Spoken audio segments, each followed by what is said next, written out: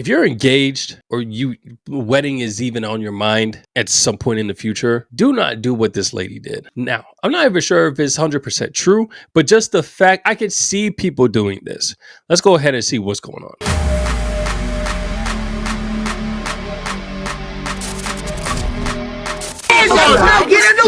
After her family ordered pizzas instead of eating her $15,000 vegan wedding catering. The bride shared on Reddit that her and her now husband have been vegan for the past 3 years, so it only made sense that they have an all-vegan wedding reception. The bride and groom worked with a chef for months to create a gourmet 5-course meal that just so happened to also be vegan, and the catering cost a pretty penny at $15,000. The bride and groom also kept the wedding menu a secret from guests so that they could enjoy it without prejudice. When the wedding came around, everything was going according to plan until the bride noticed that her brother Tom was not in his assigned seat during the reception. 20 minutes later, Tom returned carrying 20 boxes of pizza with his cousins and distributed it to the guests, saying that it was real food. She confronted her brother, who said that their aunt had texted him saying that all the food was vegetables and that they couldn't let people go hungry at a wedding. People treated the reception dinner as a joke, and the bride's mother-in-law even posted on Facebook saying that her son's wedding was saved by pizza, because the bride tried to force everyone to eat rabbit food. People on Reddit accused the bride of deliberately hiding the menus. Now, there was definitely wrong ways to go about this. I personally,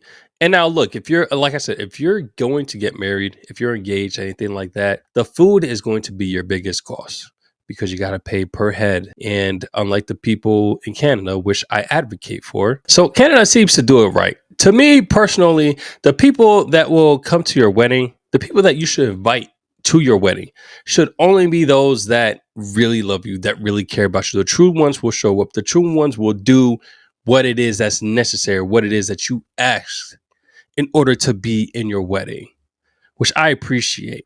One thing that happened when I was younger, my cousin in Canada, he was just getting married the same year that I was graduating from college. So, and I was working at Chick-fil-A my senior year, still had my apartment, all that stuff. The second I heard that he was getting married, I'm like, I'm flying to Canada. That trip cost me, I think it was close to $700. Because I had to pay for my plane ticket to Canada. And then I think it cost me a couple of $100 to expedite my passport, because I had to get my passport renewed, which was nuts. And I think I went half with my godmother on the place that we would stay. I had to pay like almost $800, something like that. And I'm pretty sure that he doesn't know that.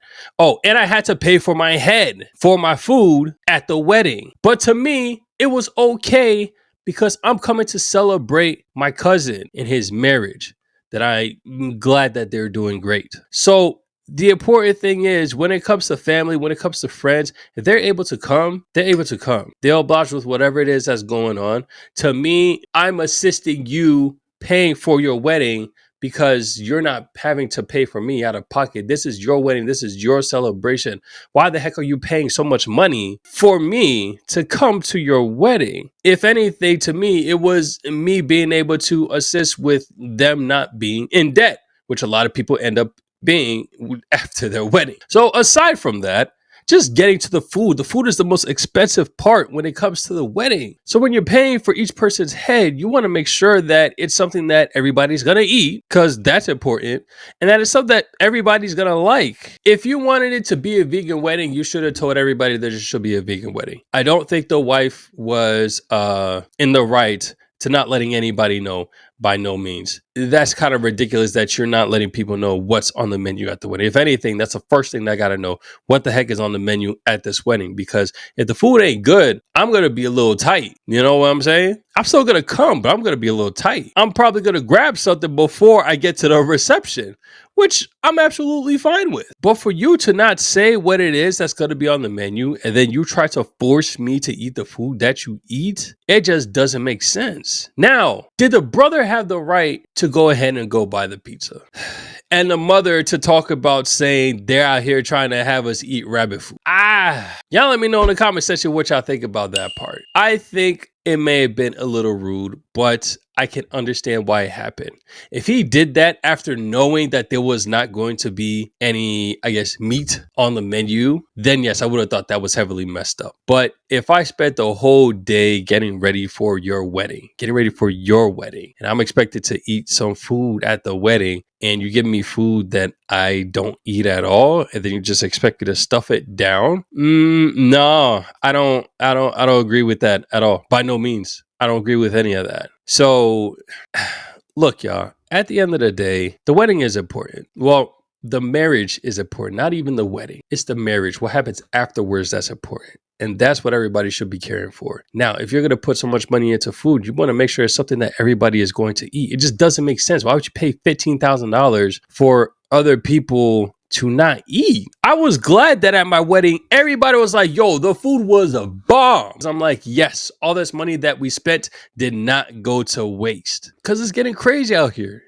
Food's getting expensive. Weddings in general is getting expensive. But at the end of the day, it's really the aftermath that's important. That's like mixing your friends that you have at school that be going out and partying and drinking all the time, mixed with the people from your church and expecting there to not be, some division. Or you got your one friend that's, cool with you and stuff like that. Then you got another friend that you're cool with, but they don't mix. And you expect them to come to your party and just be, oh, everything's all right. It's not feasible. But again, y'all let me know in the comment section what y'all think. I'm gonna catch you on the next one. Take it easy, peace.